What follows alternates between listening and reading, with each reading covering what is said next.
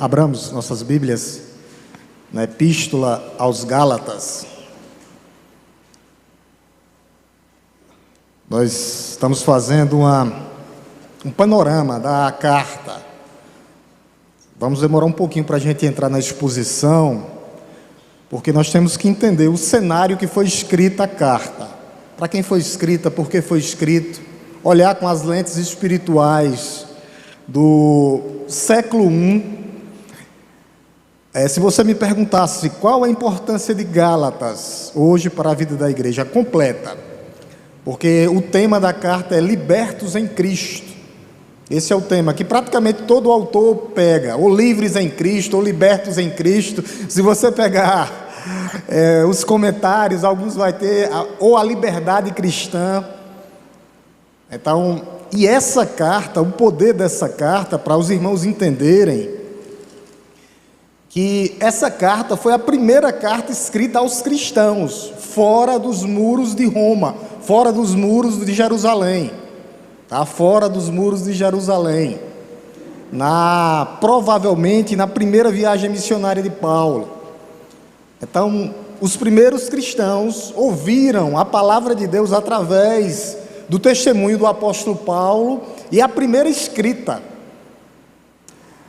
Alguns estudiosos debatem até se não foi a primeira carta do cânon da Bíblia. Nós sabemos que foi a primeira que Paulo escreveu. Os comentaristas, eles não têm essa dúvida. Essa é a primeira carta, né, após a primeira viagem missionária de Paulo, praticamente. Vamos ler Gálatas 1, do 1 até o 11, até o 10. Vamos ler só essa perícope. E hoje nós vamos lembrar o autor, que é Paulo, e vamos falar um pouquinho dos destinatários. Então a gente vai entender e já vai trazer aplicações reais hoje para a igreja, tá? Vamos ler do 1 ao 10, eu vou ler os ímpares, como de costume, e a amada igreja, os pares. Tema da carta: libertos em Cristo, ou livres em Cristo, ou a liberdade cristã. Os irmãos podem escolherem, né? É muito rica a carta, é uma bênção. Eu vou ler os ímpares e gostaria que a amada igreja lesse os pares. Gálatas 1, do 1 ao 10. Vamos só até o 10 hoje. Paulo, apóstolo, não da parte de pessoas, nem por meio de homem algum, mas por Jesus Cristo e por Deus Pai, que ressuscitou dos mortos.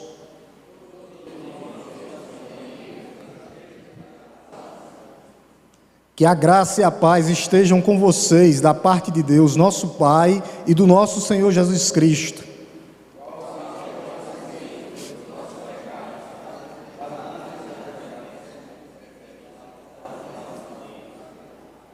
A quem seja a glória para todo sempre. Amém.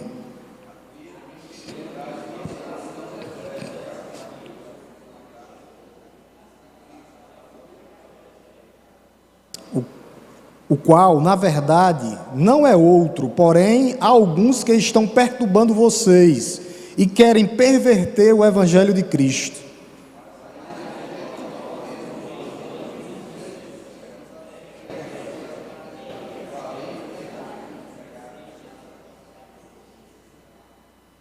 Como já dissemos e agora repito, se alguém está pregando a vocês um evangelho diferente daquele que já receberam, que sejam amaldiçoados.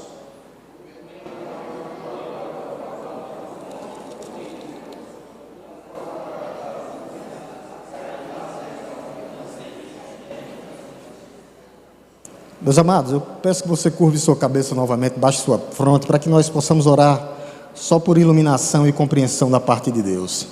Te louvamos, Deus, te bendizemos, te agradecemos e te pedimos, ó Deus, iluminação do céu, do alto. A tua palavra já é revelada e inspirada e nós precisamos desse momento de iluminação, compreensão da tua parte, ó Senhor. Que o Senhor possa me iluminar, que os irmãos estejam com os ouvidos sensíveis, com os corações abertos, quebrantados e contritos para ouvir a tua palavra, palavra do céu, palavra do alto. É isso que eu te peço e já te agradeço. No nome santo e poderoso de Jesus. Só relembrando a parte da autoria da carta, tá? 4 cartas, não existe dúvidas. Quando os estudiosos falam sobre a autoria delas, 4 cartas de Paulo, que é Romanos, 1ª e 2ª Coríntios e Gálatas. Eles dão como certeza absoluta, e elas estão no canon. Só que Paulo, ele se identifica nessa carta, e a carta seguramente ela foi escrita pelo apóstolo Paulo, capítulo 1, verso 1, Paulo, apóstolo, não da parte de pessoas, nem por meio de homem algum, mas por meio de Jesus. O apóstolo Paulo já se identifica no começo da carta, Paulo, apóstolo. E a escrita tem muito a ver com o que Paulo falava nas outras cartas. Provavelmente aí os autores ficam entre 48 e 53. Essa epístola já era conhecida pelos pais da igreja. Os pais da igreja, isso é muito importante. Os pais da igreja, eles atestaram essa epístola. Homens de Deus como Irineu, Policarpo, que foi discípulo de João, Justino, nos seus escritos, eles atestaram que essa carta é verdadeiramente escrita pelo apóstolo Paulo. Então isso é muito importante. Os primeiros pais da igreja declaram que essa epístola é de Paulo. Então o apóstolo Paulo, ele se identifica logo no começo. Um dos primeiros homens a reconhecer essa inferência dessa carta no canon foi um homem antissemita, um homem que perseguia os judeus, chamado Marcião. Então até os pagãos confirmam que essa epístola é de Paulo. Marcião foi um dos primeiros homens, juntamente com os pais da igreja. E a gente vai ver nessa carta as marcas e a personalidade do apóstolo Paulo, os seus meios, movimentos e métodos de escrita. Ele vai mostrar a sua vida pós-cristão. Eu falei isso na outra quarta-feira, eu não vou repetir os versículos, tá, gente? Para a gente dar uma andada. Aí os irmãos depois, se quiserem ver, dá uma andadinha. A gente vai ver que Paulo, lá no capítulo 1 aqui onde nós estamos, Paulo, antes da sua vida pós-cristã, ele era um homem violento que perseguia a igreja e matava a igreja. Tá? Essa era a situação de Paulo. Está aí no verso 13, só para vocês marcarem. A gente não vai ver porque viu, e eu falei com detalhes sobre isso. Tá? No verso 13, era um homem violento, truculento, que perseguia e matava a igreja de Cristo. Tá? Paulo fala da sua vida antes da conversão. Ela é uma forma diferente de viver. Era um homem legalista, religioso e perseguidor da igreja. Paulo, ele autoriza a morte de Estevão. A gente viu também isso aí, um legalista, um religioso, no passado. Lá a gente foi para Atos, a gente tem que ir voltar, porque essa história está ligada à primeira viagem missionária de Paulo. Tá? Paulo, ele consente, vai dizer, eu consenti a morte de Estevão. Ele permitiu, ele autorizou a morte de Estevão. Isso está lá em Atos 8:1, se quiserem marcar também, tá? Paulo, lá em Atos, vai mostrar que ele respirava ameaça de mortes. Paulo, antes da conversão dele, né? Hernandes de Lopes até brinca, ele parecia uma besta, um animal selvagem, indomável, que perseguia e matava a igreja de Deus. Essa era a situação do apóstolo Paulo. E além disso, ele queria fazer carreira na sua religião, no judaísmo. Era um homem legalista, a gente viu isso também. Então, um judeu religioso que queria manter as suas tradições. Nós não vivemos por tradições. Que tradições nós vivemos? A tradição dos apóstolos, e dos apóstolos que viveram de Cristo. Mas essa tradição que ele queria viver era uma tradição legalista. Ele queria viver pela lei de Moisés. Então Paulo era um fanático. Paulo era um fanático, um materialista, um humanista, um homem que não tinha escrúpulo nenhum, lembrando, antes da conversão. Mas depois esse homem foi chamado de servo, escreve 13 cartas. De fanático, religioso, legalista, ele passa a ser liberto em Cristo. Paulo entendeu que o legalismo, essa carta do legalismo, da religiosidade, estava matando o apóstolo Paulo. Por isso que muitos religiosos hoje, que vivem por tradição, estão indo para outro lugar. Porque não é o caminho do legalismo, o caminho da tradição religiosa, não. Paulo entendeu essa libertação em Cristo. Ele foi liberto do pecado, liberto da sua religiosidade. A gente viu o encontro que Paulo teve na estrada de Damasco. E ele fala abreviado nessa carta. Agora eu gostaria de ler do seu chamado, aqui no verso 15 e 16. Você desce um pulinho. Capítulo 1, verso 15 e 16. Mas Deus me separou antes de eu nascer. O chamado, o meu chamado, o teu chamado. Capítulo 1, verso 15, tá? Está aqui exposto. Mas quando Deus que me separou antes de eu nascer e me chamou pela sua graça. A conversão acontece assim. É um chamado no coração do homem. Um chamado irresistível. Aí depois, qual a minha parte, pastor? Já aplicando, crer, se arrepender, confessar e continuar. Então Paulo foi chamado antes de eu nascer. Lá em Efésios ele vai dizer antes da fundação do mundo. É um chamado. O evangelho que Paulo pregava, aí no capítulo 1, verso 1, ele diz, não é da parte de pessoas, não é da parte de homens. Capítulo 1, verso 1, não da parte de pessoas, nem por meio de homem algum, não. Era um evangelho, eram as boas novas de salvação, vinda do céu, vindo do alto. Eu falei também que Paulo recebeu esse evangelho através não de uma visão, mas o próprio Senhor apareceu para ele. Outra coisa que eu falei, que é muito importante, a gente não vai ver isso, tá? Está lá no último estudo. A última pessoa que Cristo apareceu pessoalmente foi a Paulo. Então pessoas hoje podem ter visão, porque a Bíblia não mente. A gente foi lá em 1 Coríntios e provou isso. Se quiserem marcar, 1 Coríntios 15, 8. A última pessoa que Jesus apareceu pessoalmente foi a Paulo. Tá? Vocês podem fazer uma pergunta que a gente viu. Mas pastor, quando é que nós veremos Jesus novamente? Na sua segunda vinda. Enquanto isso nós temos a Bíblia. O que é que Jesus diz? Mais bem-aventurados os que não viram e creram. Então Jesus não quer que você veja Ele agora. E quer que você veja Ele através das páginas da Bíblia. Pessoalmente, somente na segunda vinda. A última vez que ele apareceu foi para o apóstolo Paulo. Pastor, e essas aparições que tem no Oriente Médio, pode ser visão, pode ser alguma coisa desse tipo, ou sonho, não sei.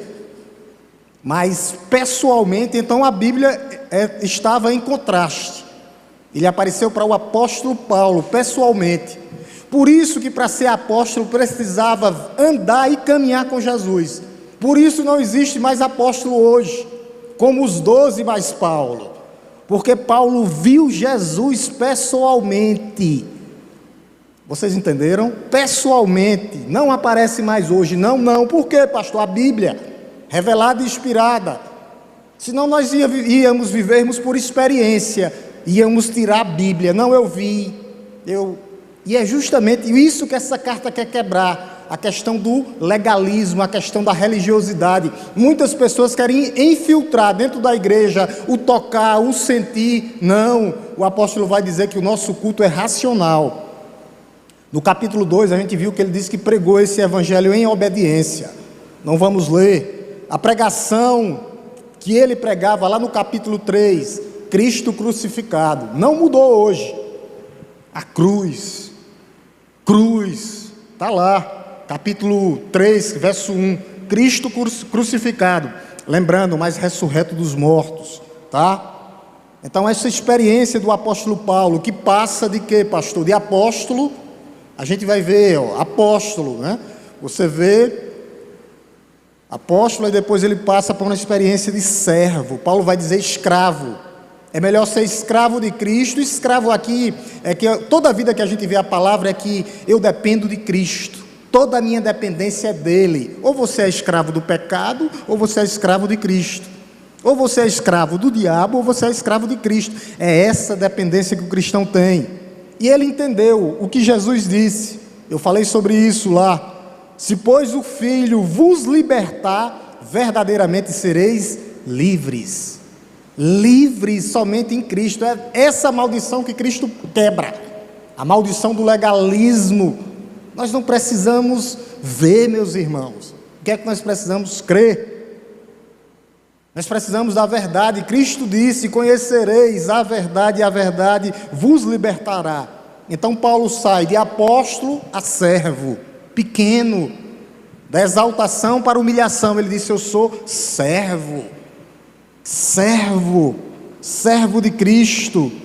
Paulo foi liberto da condenação. Olha o que é que ele diz aqui, capítulo 1, Gálatas 1, verso 10, olha o que é que ele diz, verso 10, eu vou ler esses dois textos, a gente viu, mas para ficar, verso 1, por acaso eu procuro agora o favor de pessoas, verso 10, ou o favor de Deus? Claro, aqui eles fazem perguntas retóricas, a gente vai ver isso também. Eu procuro agradar pessoas? Claro que não, é uma pergunta. Aí ele diz: se ainda estivesse procurando agradar pessoas, eu não seria servo, eu seria escravo do mundo. Por isso eu não faço o que eles querem. Eu não tenho arrumadinho comigo não. É isso que Paulo está dizendo. Se ainda estivesse procurando agradar pessoas, eu seria o quê? Eu não seria servo de Cristo. Por isso que nós somos, escravos de Cristo. A palavra daqui é escravo no original. Eu sou totalmente dependente de Cristo. Paulo usava um método, o método de viver de Paulo e o meio de viver, tá? De Paulo. Vamos passar aí para o capítulo 2. Primeiro, o método, né? O método é o meio, tá? Método e meio. O método é o quê? O modo de viver de Paulo. Olha o modo de viver de Paulo, versículo 19, tá? Primeiro, o método de viver de Paulo, capítulo 2, verso 19, olha como era que Paulo vivia, ele diz assim, porque eu mediante a própria lei morri para a lei, a fim de viver para Deus, estou crucificado com Cristo, método de vida de Cristo, o modo de viver é o que? Crucificado. Paulo está dizendo aqui, eu crucifiquei, no dia que Cristo morreu para mim, quando eu nasci e fui liberto, eu agora estou crucificado com Cristo. Crucificar o que, pastor? O meu eu. Nós temos que matar, literalmente. Pastor Hélio, eu novo convertido, eu ficava invocado aqui na igreja, pastor Hélio, nós temos que morrer, e eu sem entender. Aí depois clareou. Mas é verdade, nós temos que matar o velho homem tem que morrer, nós temos que sepultar, crucificar o velho eu com Cristo. Aí depois a luz veio e eu entendi. E o meio de viver, verso 20, olha o que ele diz aí, verso 20, tá? Logo já não sou eu quem vive, mas Cristo vive em método, crucificado com Cristo, meio, Cristo vive em mim. É assim que a igreja tem que viver. Matar o velho homem e Cristo vive em mim. Não tem segredo, é simples. Paulo é homem de sentimentos intensos. A gente viu isso, eu vou passar, tá? Paulo fica temeroso que o seu trabalho seja em vão. A gente viu isso também. Paulo está perplexo. Por quê? Porque ele dizia: Gálatas insensatos, vocês já estão passando de um evangelho genuíno que eu preguei a vocês, querendo voltar para os velhos rudimentos. Não, é o evangelho que salva, tá? Agora aqui eu vou ler, e Paulo condena aqueles que pregam outro evangelho. Por isso que eu bato tanto aqui em falso profeta, é tacada de cima para baixo. Essas igrejas aí estão cheias. Olha o que ele disse, ele condena, ele não hesita em condená-los, ele vai dizer, filhos do diabo, praticamente isso. Capítulo 1, verso 9, olha o que ele diz, capítulo 1, verso 9, capítulo 1, verso 9, como já dissemos e agora repito, se alguém, ele sabia que estava infiltrado, alguém está pregando a vocês um evangelho diferente daquele que já receberam, que seja amaldiçoados, anátema, amaldiçoados sejam eles. Os filhos do diabo aí, que incluem alguma coisa, que estão moldando o evangelho conforme a sua vontade e o seu querer, terão a sua paga. Deus não deixa passar. Deus não deixa passar. Olha o que é que Paulo diz com esses homens aí. A franqueza de Paulo, eu vou ler essa franqueza de Paulo, eu não consigo, eu ia passar, mas eu vou ler. No verso 6, verso 6, olha a franqueza de Paulo, verso 6, capítulo 17, verso 6, a franqueza de Paulo, verso 5, 12, perdão, verso 5, 12, olha o que é a franqueza de Paulo aí, já está aqui, né, 5, 12, está aqui, ó, quem dera até se mutilassem, o que é que ele está dizendo, está vendo o que é que os falsos profetas tivessem? Que eles se mutilassem, aqueles que estão perturbando vocês. Talvez eles estejam lembrando aqui daquele episódio lá dos filhos dos profetas de Baal. Eles estavam se mutilando, se cortando em faca, né, querendo que descesse fogo do céu. Aí Elias diz: Senhor, aí Deus manda aquela bola de fogo do céu e mata 450 falsos profetas só de uma vez. Então Paulo provavelmente está se lembrando disso. A franqueza de Paulo.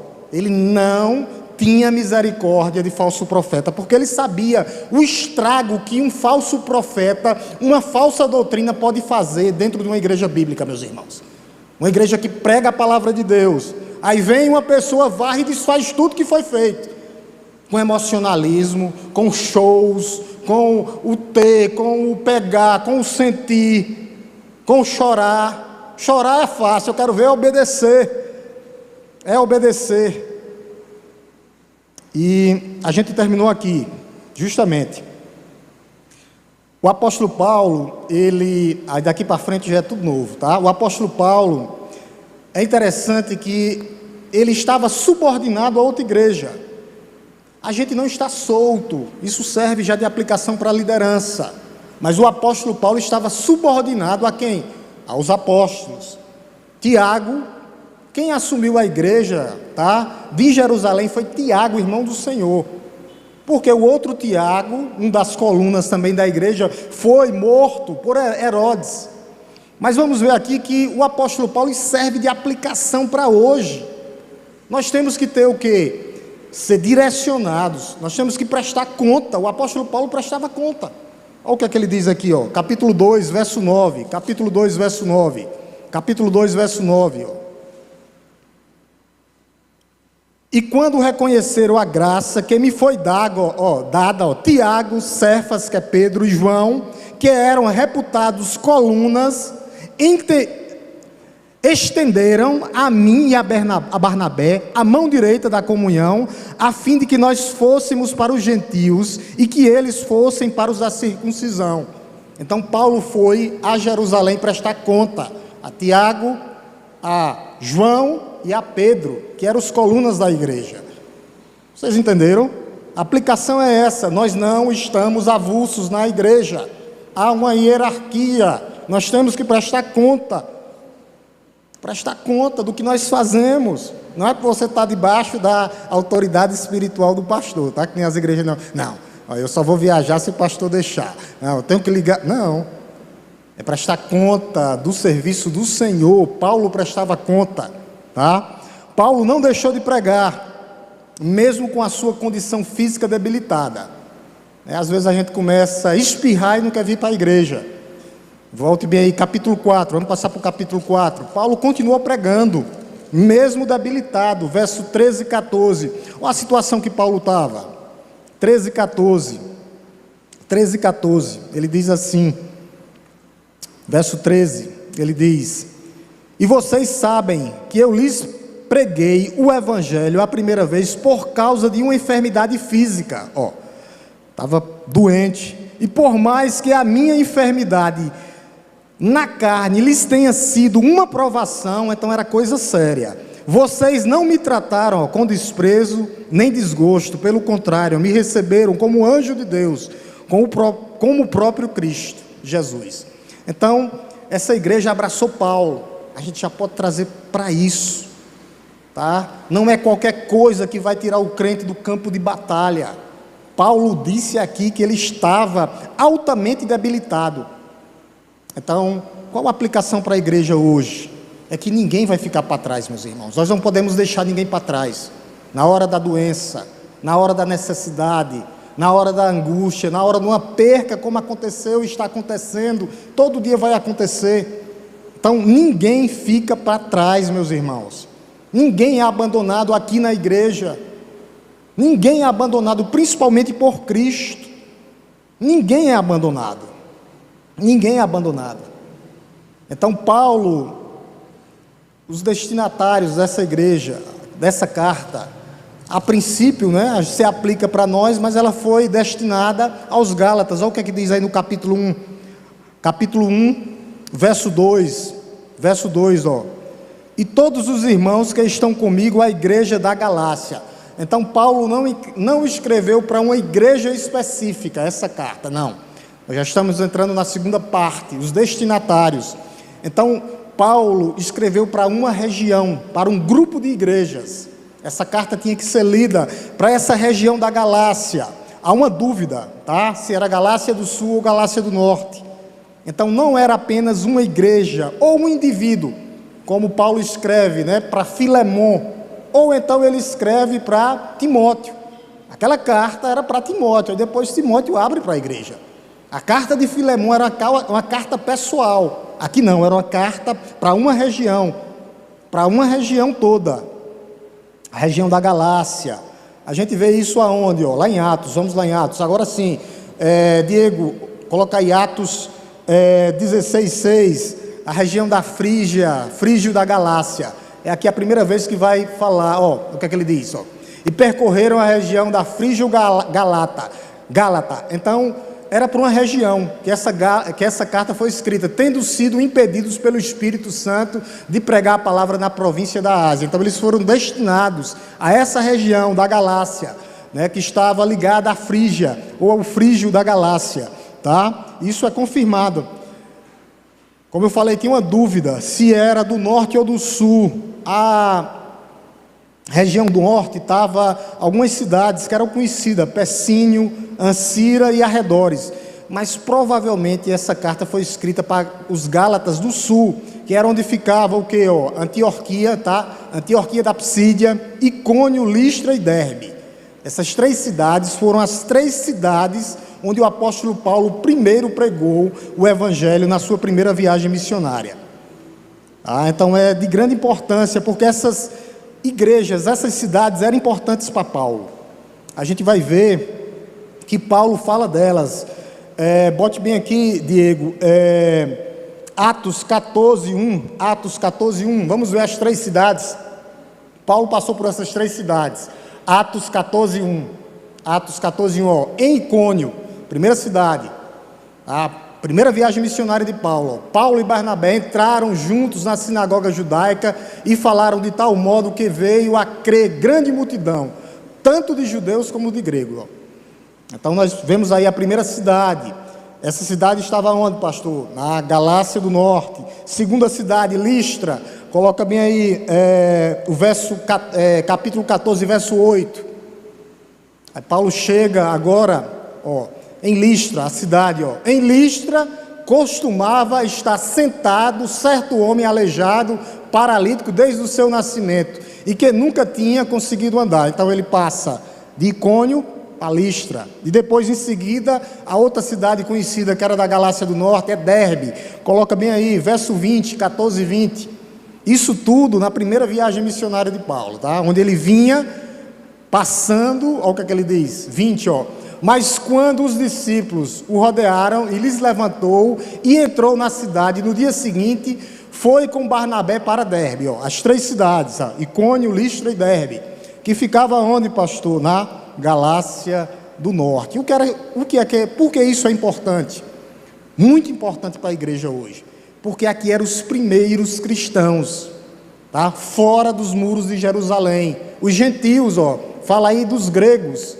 Então, os primeiros gentios que a igreja pregava a palavra de Deus. Então, o que é que mostra isso aí? Que Paulo, ele vinha, passava e voltava evangelizando nessas igrejas. Já vai servir de aplicação para a igreja também hoje. Atos 18, 23.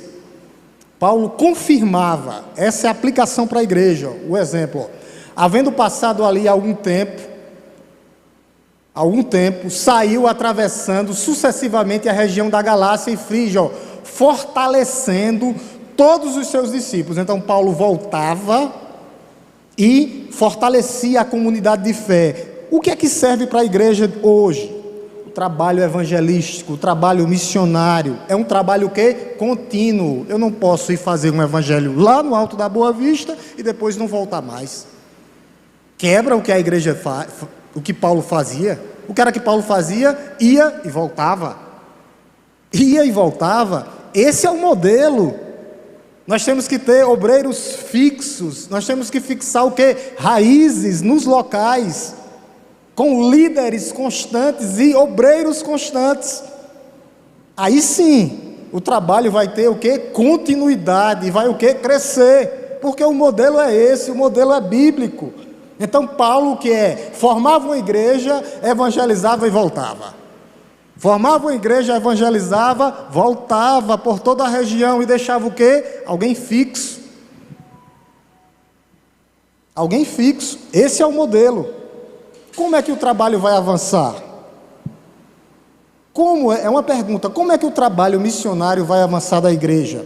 Uma palavrinha, duas, continuidade. A segunda, constância. Era isso que Paulo fazia. A igreja não cresce. Eu vou hoje e vou no outro dia, só vou no dia que eu quiser.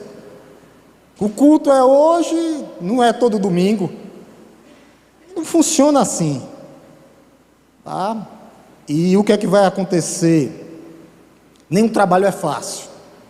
Foi numa dessas cidades, onde Paulo começou o evangelho, e Listra, que ele foi apedrejado. Apedrejado, Paulo saiu como morto, mas continuou pregando a palavra de Deus. Foi apedrejado. Apedrejado.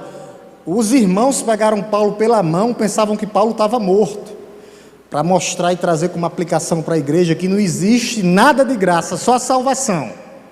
É de graça mediante a fé, mas o custo do discipulado, como diz Hernandes, vai custar tudo, como diz, vai custar tudo. Ou tem constância e continuidade em tudo.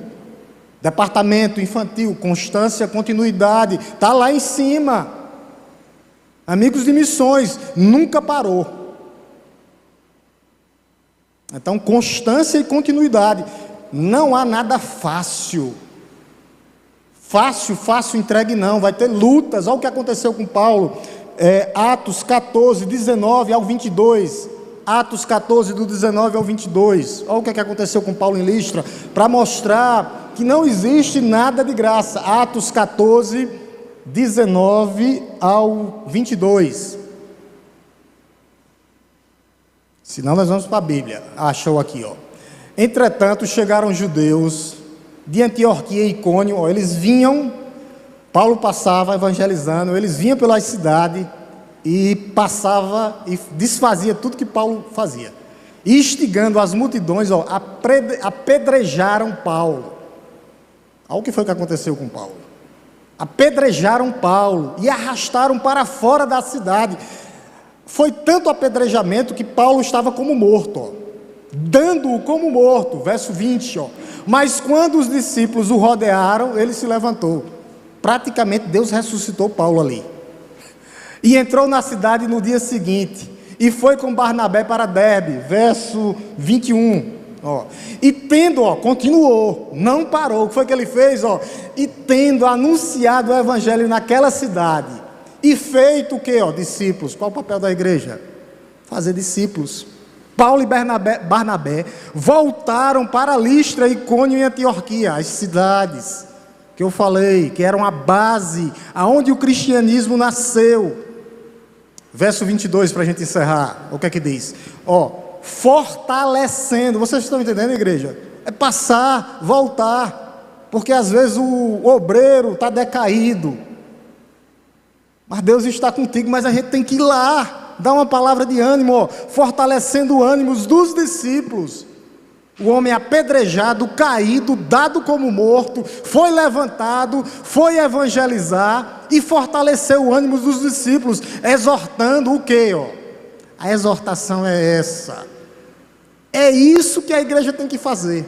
Isso é para mais do que nunca para hoje, permanecer firmes na fé, e mostrando que através de muitas tribulações nos importa entrar no reino dos céus. Eu quero ler esse capítulo aqui com a igreja, porque no finalzinho aqui, ó, como é que nós vamos entrar? É de graça?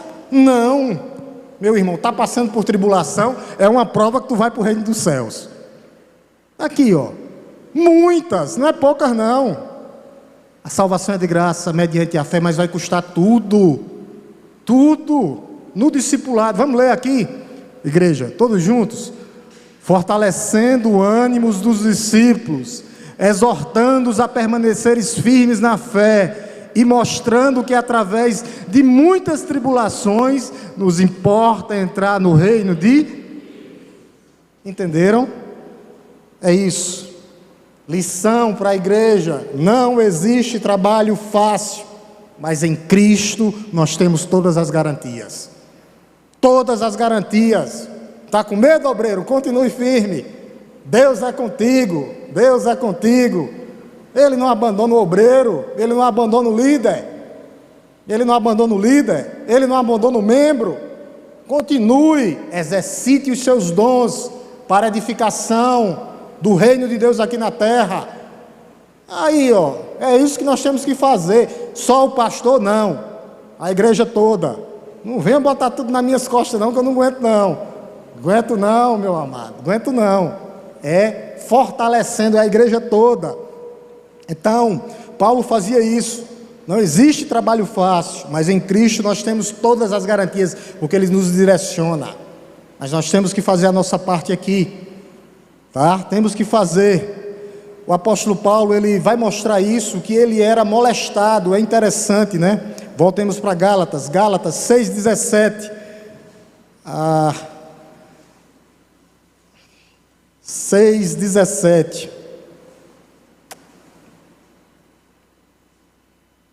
Olha o que é que diz, Gálatas 6,17. Bíblia na mão, espada na mão. Espada na mão, olha o que é que diz aqui, ó. Quanto ao mais, que ninguém me moleste, porque eu trago no corpo as marcas de Cristo. O que é isso que ele está dizendo? Em nome de Jesus, eu passei por tudo, fui apedrejado, fui quase morto. Aqui a igreja romana usa esse versículo aqui, erradamente, para dizer que as marcas de Cristo, aquelas marcas, de vez em quando não apareça alguém que tem uma marca na mão, né, uma marca na mão dos pregos, né, ou nos pés, para dizer que aquilo ali é a marca de Cristo, erroneamente. Paulo não está dizendo nada disso, não tem nada a ver no contexto. O que Paulo está dizendo, ó, pelo amor de Deus, eu fui apedrejado, que ninguém mais me apedreje. Eu apanhei, eu fui encarcerado, eu fui apedrejado, eu fui chicoteado. A igreja romana diz, são as marcas de Cristo, fora de contexto, P3, para a heresia, tá? Os ferimentos, ele está se referindo aos apedrejamentos dele, a gente viu lá em Atos. Tem que ver contexto com contexto. Por isso que se não tiver contexto, vira heresia. É heresia. As marcas de Cristo. As marcas era a pedrada que ele levou lá, saiu quase como morto de Listra. Tá? Então o que é que Paulo está dizendo aqui? Parafraseando, eu levei muitas pedradas, meus irmãos. Eu levei muitas chicotes. Eu fui chicoteado. Que ninguém mais moleste o meu corpo, porque ele está fadigado, ele não aguenta mais. Paulo na sua velhice, totalmente apedrejado. E Paulo, ele é o quê? Um homem enérgico, nas suas palavras. Inclusive, tem hora que ele parece estar irado, Paulo, né? Paulo parece estar irado. Quando ele diz lá no verso 8, capítulo 1, verso 8, capítulo 1, verso 8, capítulo 1, verso 8, 1:8. 1:8. É interessante aqui, ele vai dizer, ó, verso 8, mais ainda que nós, ele está dizendo, ó, se eu passar por aí, eu mesmo, tá? Eu mesmo, mais ainda que nós, ou mesmo anjo vindo do céu, pregue a vocês um evangelho diferente daquele que temos pregado a ele, que seja amaldiçoado, que seja anátema. Olha o que é que ele diz com os Gálatas aí, capítulo 3, verso 1. Quem foi que fascinou vocês? Muitos daqui já saíram por causa de fascinações. fascinações. Olha o que ele diz, 3:1. Ó Gálatas insensatos, ó Gálatas insensatos, quem foi que os enfeitiçou? Pergunta. Não foi diante dos olhos de vocês que Jesus foi exposto como crucificado? Quem fascinou? Qual foi a fascinação que está tirando vocês da igreja? Que estão levando vocês para outra doutrina que não a verdadeira? Ó Gálatas insensatos, quem fascinou vocês? Por isso que ele vai dizer lá, ó, se foi aqueles filhos do diabo, tomara que eles se mutilem. Então parece uma ira, mas não é, a defesa do evangelho. Paulo estava defendendo o evangelho genuíno, que estava sendo o quê, pastor? Deturpado, corrompido. Paulo ele não mede esforços, nem retórica para combater e convencer os seus leitores que eles estavam errados, que eles não poderiam passar para outro evangelho. Qual a importância disso tudo? Era o primeiro fruto do trabalho evangelístico de Paulo, por isso essa defesa, entendeu? Era a primeira viagem de Paulo, era o primeiro fruto, as primícias, os primeiros crentes, gentios, as primeiras cidades. Então o que era que os judaizantes vinham e diziam? Ó, precisa da circuncisão para ser salvo, precisa da dieta alimentar, precisa das festas dos tabernáculos, precisa da festa da Páscoa. Aí Paulo diz, não precisam, o que vocês precisam é de Cristo. Não sigam, igreja. É isso que o apóstolo Paulo está dizendo, doutrinas de aventureiros, não, doutrinas de enganadores, de falsos profetas, não, é isso que ele está dizendo, não sigam. Por isso que Paulo provavelmente escreveu essa carta para a Galácia, ou os Gálatas do sul, a gente não fecha, porque quando você vem, eu pego lá 10 comentários, falta deixar o pastor doido, uns dizem, foi Gálatas do norte, outro diz, foi Gálatas do sul, aí eu pego, não importa onde foi, o que importa é que o apóstolo Paulo estava pregando o evangelho genuíno, tá? Alguns, eles ficam brigando também para saber se essa carta foi escrita antes ou depois do primeiro concílio que teve um concílio em Jerusalém, que era para decidir qual as doutrinas corretas a igreja tinha que seguir, baseada sempre na Bíblia, tá? Então essa carta aqui é a carta mais antiga de Paulo, mais antiga de Paulo, que provavelmente foi escrita e incluída, inclusive no Novo Testamento. Há debate, até mesmo antes dos evangelhos, a questão da inclusão, tá? No canon, mas isso aí a gente deixa à parte, porque não vai,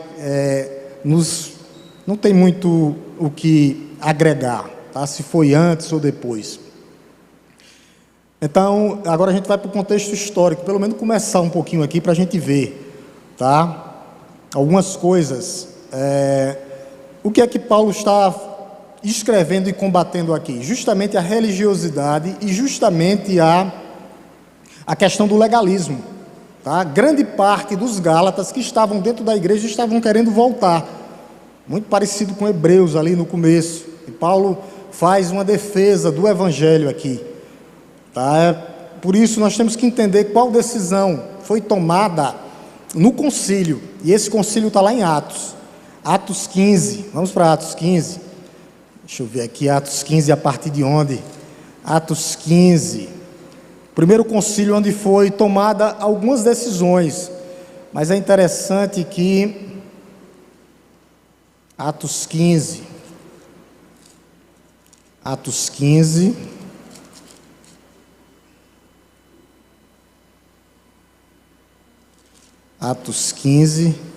bem aí, a partir do 6, tá? O concílio, eles tomaram algumas decisões. A gente vai ver aqui que Tiago já tinha morrido aqui, tá? E que Tiago, irmão do Senhor, assumiu a igreja. Então, a coluna lá da igreja era Tiago, irmão do Senhor, João e Cefas, que é Pedro. Ou a reunião que eles tiveram para tomar justamente a decisão do que estava acontecendo no meio dos gentios. E Pedro faz uma defesa de Paulo, Pedro e Tiago. Olha o que eles dizem aqui, ó. Então os apóstolos e os presbíteros se reuniram para examinar a questão que Paulo tinha trazido, tá? A gente vê aqui, no começo do capítulo 15, que era a controvérsia, se precisava circuncidar ou não, a questão dos alimentos. Havendo grande debate, aí Pedro toma a palavra e disse: irmãos, vocês sabem que desde muito, que há muito, Deus me escolheu entre vocês para que da minha boca fosse pregada aos gentios, ouvissem a palavra do evangelho e crescem. E Deus, que conheceu os corações, lhe deu testemunho, concedendo o Espírito a eles, como também havia concedido a nós. E estabeleceu distinção, e não estabeleceu distinção alguma entre nós e eles. O que é que Paulo diz? Não tem diferença entre gentios e nós, purificando-lhes o coração por meio da fé. Aí ele vai dizer: agora pois, porque vocês estão querendo tentar a Deus, pondo sobre o pescoço dos discípulos um jugo que nem os nossos pais puderam suportar, nem nós. Mas cremos que somos salvos pela graça no Senhor, assim como eles. Aí olha o que é que Tiago diz aqui, tá? No verso 12 aqui, Tiago agora, o parecer de Tiago, o pastor da igreja, diz assim, e toda a multidão silenciou, passando a ouvir Barnabé e Paulo, que contaram quantos sinais e prodígios Deus tinha feito por meio deles entre os gentios. Depois eles terminaram, Tiago tomou a palavra e disse: irmãos, ouçam o que eu tenho a dizer. Simão acaba de relatar como primeiramente Deus visitou os gentios, a fim de constituir entre eles um povo para o seu nome. Com isso concordam as palavras dos profetas, como está escrito: depois disso voltarei, reedificarei o tabernáculo caído de Davi, reedificarei as suas ruínas e restaurarei para sempre, para que o restante da humanidade busque o Senhor juntamente com todos os gentios. O que é que ele está falando aqui? Da ressurreição de Cristo, sobre os quais tem sido invocado o meu nome, diz o Senhor, que faz estas coisas conhecidas desde os tempos antigos. Verso 19: por isso julgo que não devemos perturbar aqueles que entre os gentios se converteram, mas escreve-lhes que abstenham de contaminações dos ídolos. Os gentios eram idólatras demais, eles cuidaram com os ídolos, bem como a imoralidade sexual e da carne sufocada aos animais. Porque Moisés tem em cada cidade, desde tempos antigos, os que pregam nas sinagogas, onde é lido todos os sábados. Então, se foi antes ou depois que Paulo escreveu essa carta, o que importa é o seguinte: é que Paulo estava pregando o evangelho certo, tá? E que o concílio aqui deu favorável o que Paulo disse lá. O que Paulo disse lá, ele disse: não precisa da circuncisão, não precisa voltar aos alimentos, não precisa voltar às festas. É isso, o parecer favorável do concílio a Paulo e a Barnabé, independente da carta ser escrita antes ou depois, tá? Então, o que era que esses líderes faziam, tá? Eles vinham depois e voltavam onde Paulo evangelizava, olha como o diabo trabalha, e queriam incluir outras coisas, voltar aos velhos rudimentos. Não, vocês têm que guardar a lei. Era 3 coisas: a circuncisão, a dieta alimentar e justamente as datas, os calendários, as festas. E Paulo está dizendo aqui, não precisa nada disso. E tanto Pedro como Tiago diz, nós fomos convertidos pela graça mediante a fé em Cristo. Então continua do jeito que está. Quem está certo é o apóstolo Paulo. Paulo, você está pregando o evangelho genuíno, não precisa vir acompanhado de circuncisão, não. Ninguém precisa passar e evangelizar os lugares onde Paulo passou com um evangelho diferente, não precisa. Por isso que Barnabé vai buscar Paulo para pregar esse evangelho, tá? Então Paulo e Barnabé instruíram essas pessoas, e é aqui, meus irmãos, onde nós somos conhecidos, porque nós não éramos conhecidos como cristãos. Porque se a igreja verdadeira hoje, ela segue a Cristo, é justamente por causa dessa pregação aqui. Olha a importância dessa igreja, dessa carta. começou com os cristãos. Começa lá em Antioquia, depois ele vem. Ele desce de Antioquia para as cidades de Listra, Icônio e Derbe. A gente vai ver isso aí. Volte um pouquinho aí para o capítulo 11 de Atos. Capítulo 11 de Atos. A gente vai ficar por aqui, tá? Capítulo 11 de Atos. Por que é que nós somos chamados de cristãos? Capítulo 11, verso 26. Verso 26. 11, 26. 11, 26. 11, 26. Diz assim, E quando encontrou, levou para Antioquia, e durante um ano inteiro se reuniram naquela igreja e ensinaram numerosa multidão. Em Antioquia, os discípulos, preste bem atenção agora nessa parte B, os discípulos foram pela primeira vez chamados de cristãos. Que é isso, pastor? Aqueles que seguem Cristo. Por isso que nós não somos seitas, porque nós seguimos somente Cristo. Você está entendendo aí a importância? Começa a Antioquia, desce a primeira evangelização. A partir daí, nós somos chamados de cristãos, aqueles que seguem a Cristo. Aqueles que seguem a Cristo. Nesse momento aqui, a ideia de cristão gerou o quê? Ciúmes nos judaizantes, oriundos da seita do judaísmo. Tudo esse povo tinha ciúme. Tudo. Mas Paulo, a partir daí, começa e desce para os gentios, para que esse evangelho chegasse até aqui. Se chegasse até aqui. Então, esses homens, esses judaizantes, eles se apegaram a coisas erradas. A velha lei, não, Paulo diz, é pela graça. O entendimento da lei, eles não entenderam. Essa é a diferença entre judaísmo e cristianismo. E essa é a diferença entre todas as religiões e o cristianismo. Nós somos seguidores de Cristo. Por isso a perseguição começou ali, aumentou. É só haver um avivamento que a perseguição começa. E é interessante que eu queria deixar isso aqui para a gente encerrar. Tá? Que é o próprio Espírito Santo que separa Paulo e Barnabé para a pregação do Evangelho. Então você foi separado pelo próprio Espírito Santo, chamado, selado e separado. Dê um pulinho aí para o capítulo 13 de Atos. Aqui a gente tem que entender que ele está na região aqui, tá, da Galácia. Então é o próprio Espírito Santo. O Espírito Santo é uma pessoa e fala. E ele pode lhe levantar hoje para que você seja um evangelista, um missionário. Capítulo 13, verso 2. Capítulo 13, verso 2. 3 e 4. Olha o que é que diz, Isso, Paulo e Barnabé, isso lembrando na sua primeira viagem missionária, que foi onde eles pararam, onde eles passaram na região da Galácia.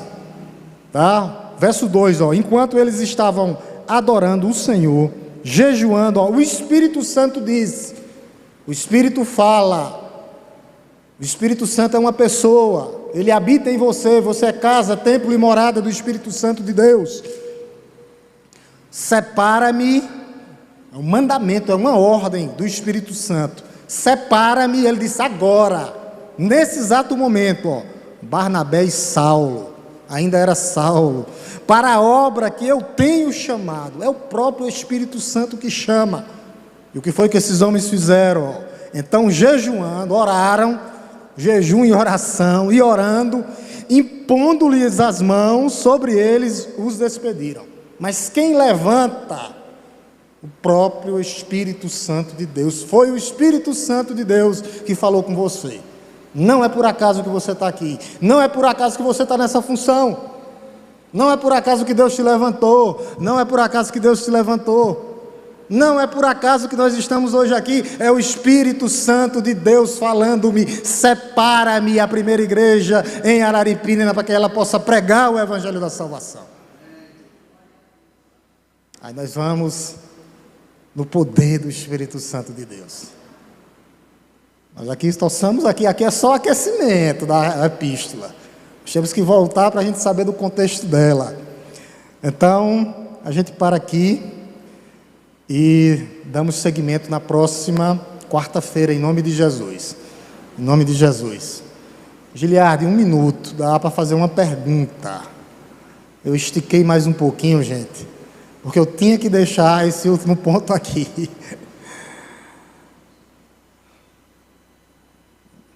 Aqui a gente está fazendo uma... Tá, gente? Só lembrando, nós estamos fazendo um panorama da carta. Aqui é só o panorama. Nós vamos expor versículo por versículo, igual foi em Hebreus. E é rica demais a carta. Diego, vai fazer a pergunta, Diego? Não. Se não há ninguém que faça a pergunta, então vamos orar em nome de Jesus para que nós possamos ir para os nossos lares. Lembrando que na quarta, na sexta nós temos nosso culto de oração. Na segunda nós temos as subidas nas serras. Qualquer coisa os irmãos procurem os obreiros. E no domingo nosso EBD, pela manhã o culto, e à noite o nosso culto de adoração e louvor a Deus. Vamos orar em nome de Jesus. Curvemos nossas cabeças e oremos. Te louvamos, Deus Todo-Poderoso, Criador dos céus e da terra. Te bendizemos, ó Pai, porque até aqui nos ajudou o Senhor, Deus. Sabemos dos teus propósitos, que os teus planos não falham nem tardam, mas todos eles serão cumpridos conforme a tua vontade e o teu querer. Por isso nós nos colocamos hoje diante de ti, ó Deus, aqui, com o coração, ó Deus, quebrantado, contrito e totalmente, ó Deus, consumido diante do Senhor, para que o Senhor possa, ó Deus, nos usar como instrumentos vivos, para que nós possamos alcançar outras pessoas em Araripina, nos distritos, cidades, no meio dos nossos familiares, no meio da nossa parentela, ó Espírito Santo de Deus, que nós possamos ser essa agência tua aqui na terra, ó Deus, pregando, anunciando as boas novas de salvação, sabendo que não há, ó Deus, nada novo. Não é fácil, ó Deus. Nós vimos aqui o que o apóstolo Paulo passou por várias perseguições, mas ele nunca desanimou e nunca desistiu. Ó Deus, que a tua igreja continue, ó Deus, firmada, alicerçada em Cristo, pregando, anunciando as boas novas de salvação. Que o Senhor vá de encontro, ó Deus, com cada um que está aqui presente hoje, ó Deus, se precisar tratar alguma coisa que está acontecendo no coração deles, que o Senhor possa, ó Deus, curar, tratar, o que seja mental, espiritual, físico, psicológico ou financeiro, ó Deus. O Senhor é o Deus da providência, e eu te peço, ó Deus, no nome santo e poderoso de Jesus, que o Senhor continue provendo na vida da tua igreja. O Senhor, ó Deus, continue, ó Deus, nos fortalecendo nessa caminhada, e que a tua igreja continue totalmente dependente do Senhor, ó Deus, para que nós possamos, ó Deus, fazer o que te agrada, o que te apraz. Obrigado, Senhor. Nos leve em paz para os nossos lares, no nome santo e poderoso de Jesus. Deus nos abençoe, meus irmãos. Deus nos abençoe.